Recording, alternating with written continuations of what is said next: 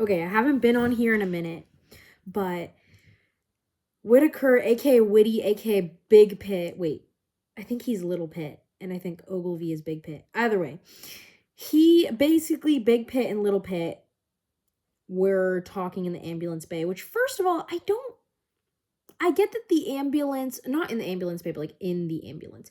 I get that that's sort of a more private area, but at the same time, that is also where Robby and Heather, aka Collins, were talking in the first season, and they were having a very serious conversation about children and abortions and all this stuff. So I just feel like, let's not mix it, right? Because Collins holds a special place, or we all hold a special place for Dr. Heather Collins in our hearts, right? RIP. I mean, she's not dead, but you get the point, right? So I just feel like, let's not make me remember that, okay? But anyways, whatever. So little Pit and Big Pit, aka Whitaker and Ogilvy, were having a conversation, and Whitaker basically regurgitated the same mantra that Robby taught him in the first season, which was like, you learn to live with it, you find balance, something if you can, yada yada.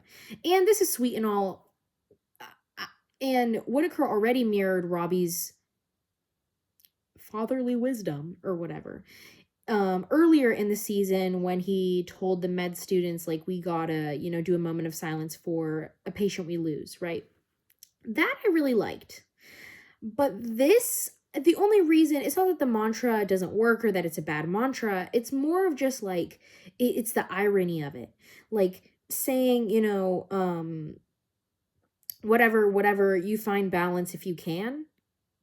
And so Robby is putting this onto Whitaker, this piece of advice, wisdom, and then Whitaker passes on to Ogilvy, which is sweet and everything. But my issue is that Robby has not found balance, and he's not even attempting to find balance. He's actually running in the other direction and trying to just go ahead and just wrap that life up real quick. Okay, he's on that Neil Perry timing. He's on that Kurt Cobain timing. He's on that Anthony Bourdain timing, you feel me? Right, he's on all of that type timing. And so that's sort of where my issue lies, is Robby's over here trying to give people advice. Also, oh my gosh, things he's done to Mohan in this episode. I can't even speak on it, because I will start raging, I will start shaking, I will start convulsing, I will start having a nystagmus in the eyes. I don't even know how to compute that. But anyways, yeah, I just think it's just so ironic. Like, telling someone that they need to find balance and trying to give them some like special Buddha advice, and then you're not following that whatsoever. You're like the most mentally unwell person in the whole ED. You're practicing absolutely zero healthy habits. You're not trying to delve into the community. You're actually trying to burn all of your bridges, yelling at Dana, picking fights, getting mad, everything. He's freaking out about Duke, and I get it. Sure, in the off chance Duke's something could rupture and like something could go wrong. But like, come on. Right? It's not like this tumor or whatever he's having just popped up. Like, it's been brewing, like a witch's cauldron. All right, so the doctor was right. We'll take him in a week. You feel me?